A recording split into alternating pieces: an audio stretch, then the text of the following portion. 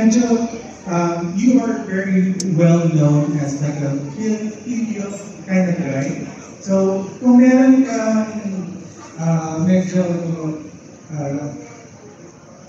what do you call that? Kung meron kang mga parang barbecue theme na line para kay Maris, what would it be? And kumbaga pilyo ka ba? Hindi ko napansin.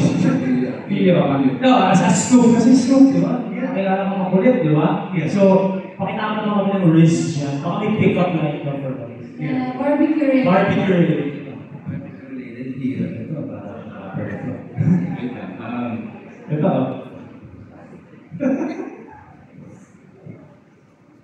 Kaya ko kasi ma-set up ka na yan. Alam mo, sana barbecue mo. Bakit? Kasi ikaw ang bibigyan. Okay. Saan ba, Aris? Palakpakan naman tayo dyan. Palakpakan tayo para kay Anthony. Go ahead. How happy are you that you got this endorsement for the book?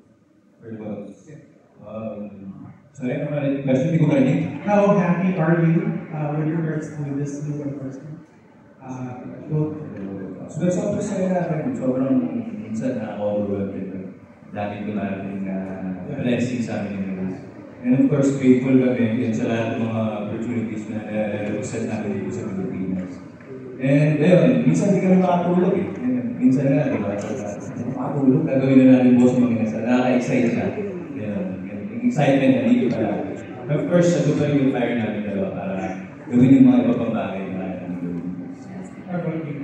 Ako naman po, super happy talaga ako with this partnership. Excited ako sa many possibilities. Kasi it's such an honor na i-launch kami together with a new pork barbecue. Excited kami i-introduce yun sa Pilipinas gamit yung influence namin. And happy ako para sa mga Pinoy dahil hindi na lang chicken inasal, may juicy lang bot barbecue na silang aabangan. Kaya very happy. Congrats to mga inasal. Thank you very much.